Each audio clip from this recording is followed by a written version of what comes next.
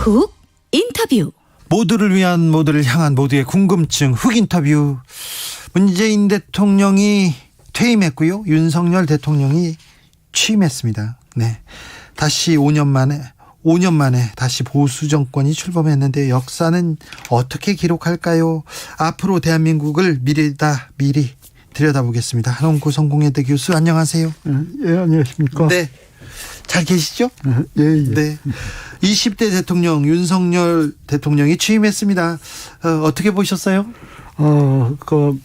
이 촛불 후에 5년 만에 보수 정권이 들어설 거라고는 아무도 생각을 못했을 거예요. 예. 그래서 이제 그런 게 현실로 벌어졌고요.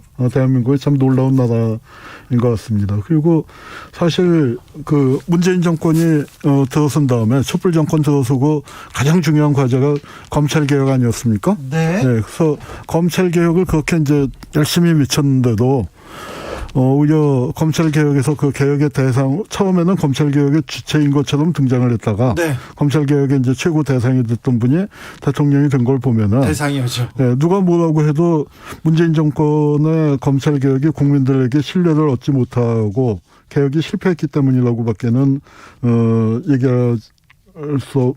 그렇게 얘기할 수밖에 없을 것 같아요. 예. 그런데요, 대선에서 진 민주당이 다시 검찰 개혁을 들고 나왔지 않습니까?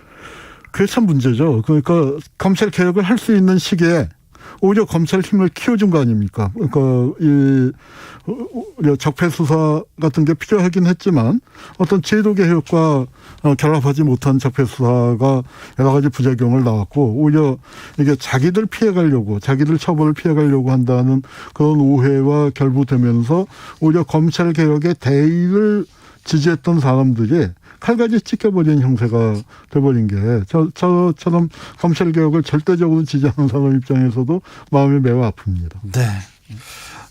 대통령의 취임사는 어떻게 보셨습니까? 취임사는 저는 좋은 말씀을 많이 하셨다고 생각을 해요. 거기 자유도 이제 많이 강조하고 그러셨습니다만, 그런데 이제 보편적인 가치를 높이 사야 한다라고 말씀하신 거는 100% 동의하지만, 우리가 지켜야 할 보편적인 가치는 자유만 있는 건 또 아니죠. 네. 평등도 있고, 그리고 또 자유시민의 연대를 강조하셨는데 그것도 아주 중요한 말씀입니다. 공정한 규칙을 지키자 하는 것도 중요한 얘기인데, 아마 윤 대통령께서 솔선수범을 해서, 그러니까 이 공정의 가치, 정의의 가치를 같이 지켜나가는 모습을 보여줘야 할 것이라고 생각을 하고요. 네.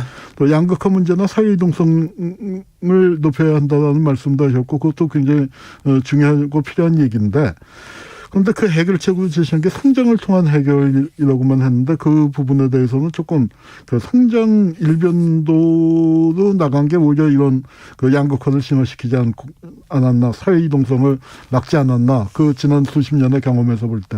이 양극화가 이렇게 심화된 세상에서 자유를 계속 얘기하면 이것도 또. 그러니까 우리가 그 말씀을 들으면서 좀 미안한 얘기지만 동물농장이 생각이 났어요. 동물농장이요? 조지 오웰의 동물농장. 네.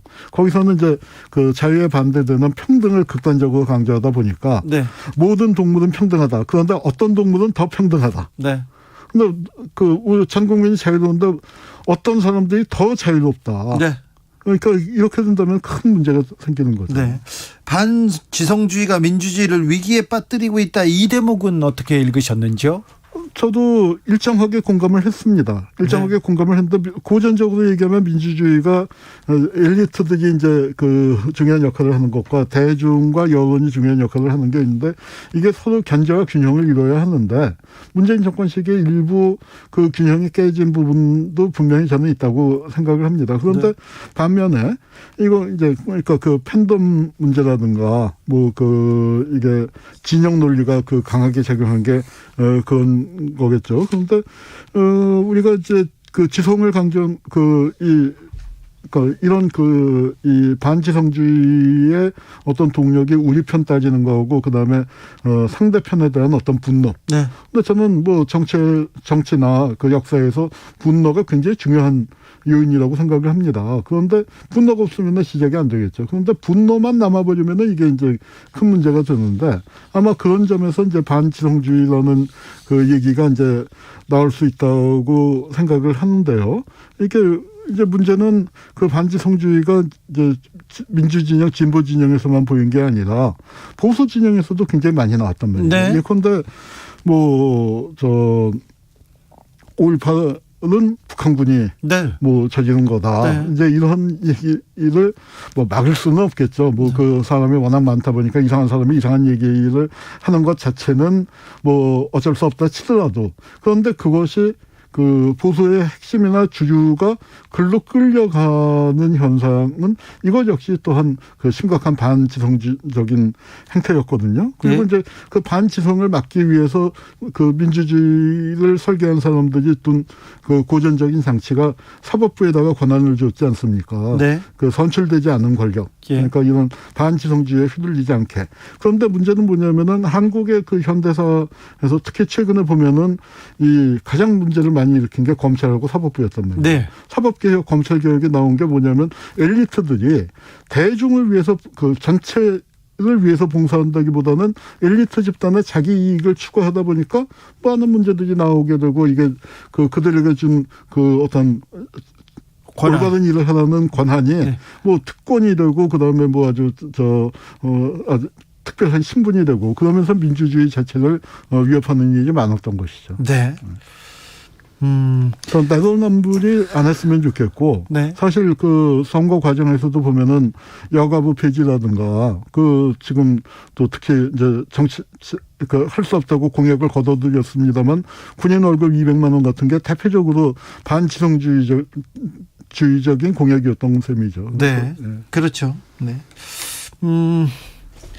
취임식에서 특별히 이렇게 그리고 취임한 후 며칠 동안 좀 특별히 기억에 남는 장면이 있습니까 혹시?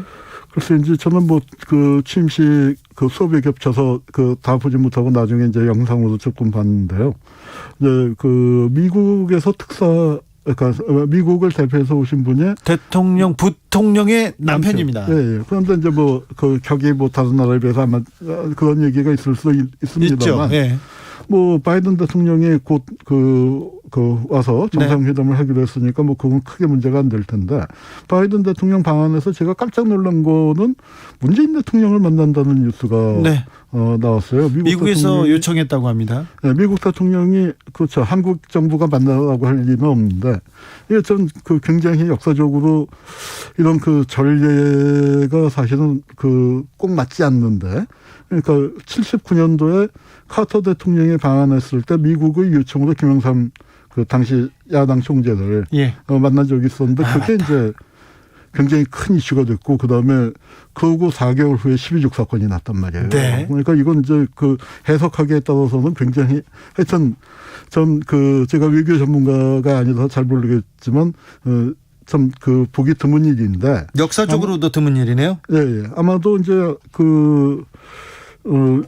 윤석열 정부에 대한 강력한 어떤 건지 모르지만 내막을 잘 알 수 없지만 경고가 될 수도 있겠고 네. 저는 이 부분을 윤석열 정부가 그런데 잘 해결해 나갈 수 있는 방법이 있다고 생각을 합니다. 뭐냐면은 아마 정치보복하지 말라는 뜻일 수도 있겠고 그다음에 남북관계나 북미관계에서 문재인 대통령의 역할을 기대하는 부분도 있을 텐데 거기서 사실은 윤석열 정부가 그렇게 강조하는 한미 공조를 해야죠. 한미 공조를 해서 어떤 대북 특사 문재인 대통령이 바이든의 특사로 북을 방문할 수는 없지 않습니까? 아, 그렇죠. 그러니까 바이든의 메시지도 싫지만 특사로 가신다면은 윤석열 대통령의 특사로 가는 게 맞지 않겠습니까?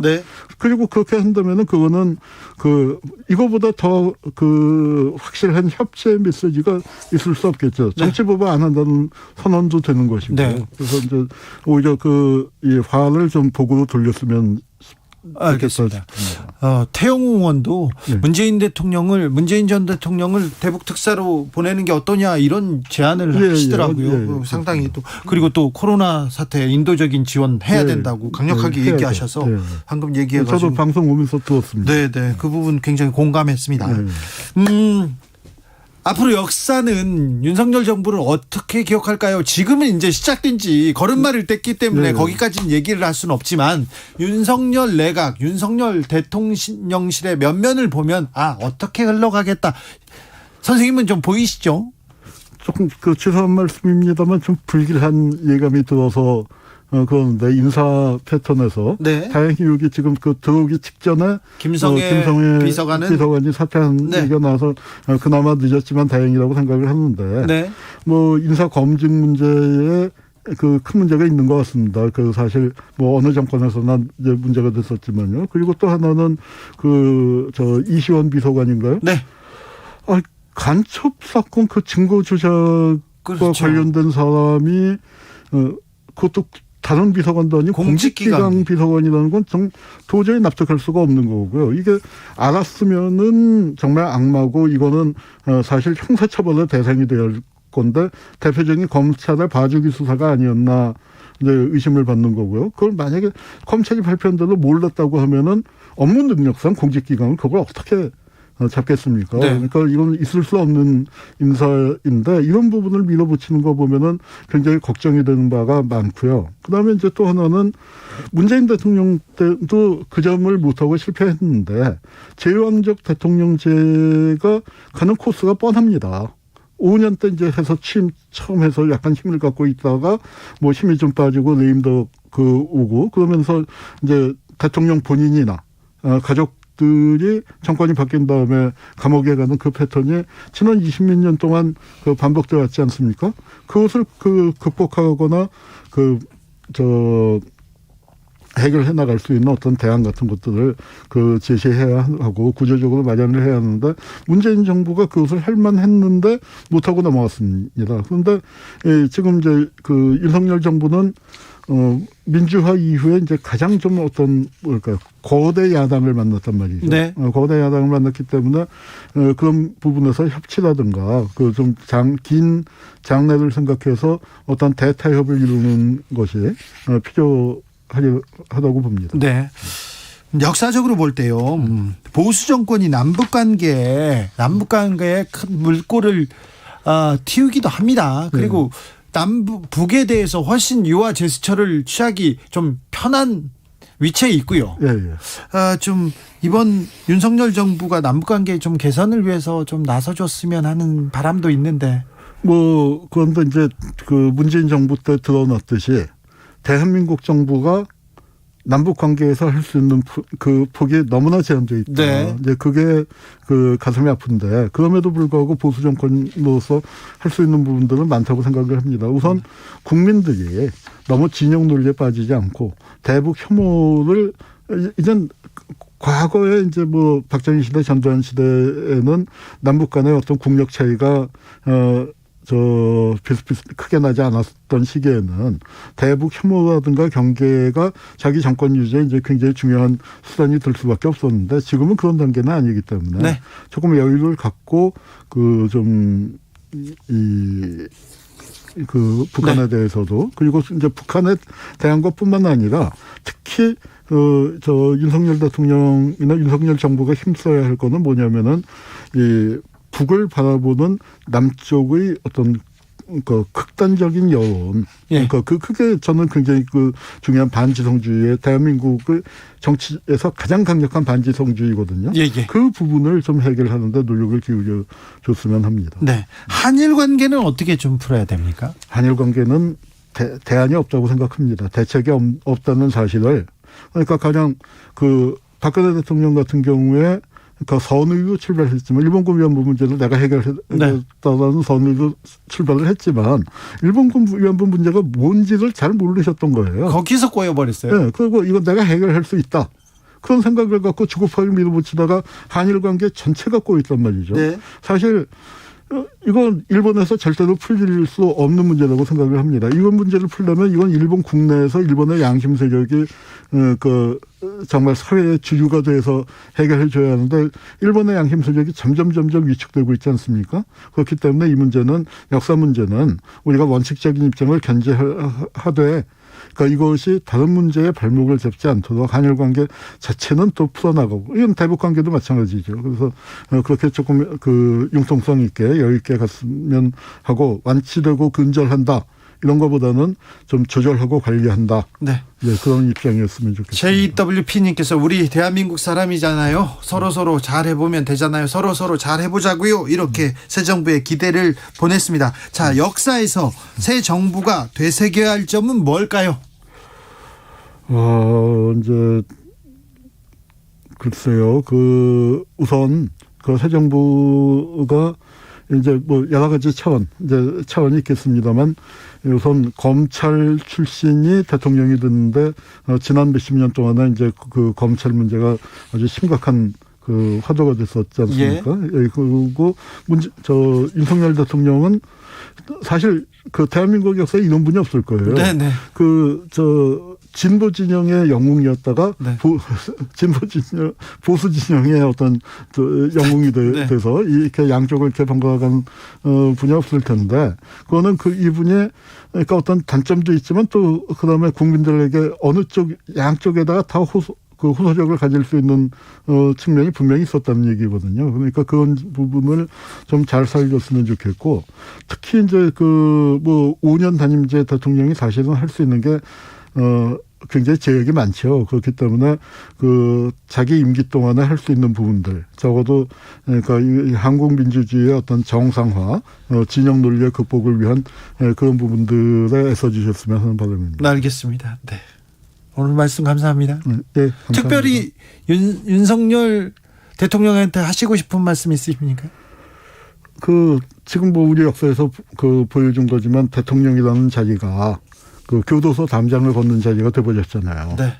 그래서 윤석열 대통령이 그런 관계를 없앴으면 좋겠어요. 그래서 이제 그리고 과거에 김영삼 대통령 때 보면은 개혁을 잘 하면은 엄청난 국민적 지지가 쏠리지 않습니까? 네. 그래서 이제 제대로 내로남불 안 하고, 예. 국민들이 무엇을 원하는지를 잘 알 겁니다. 네. 잘 해서 성공한 대통령이 되기를 빕니다. 알겠습니다. 한홍구 성공회대 교수였습니다. 네, 감사합니다. 정치 피로, 사건 사고로 인한 피로, 고달픈 일상에서 오는 피로.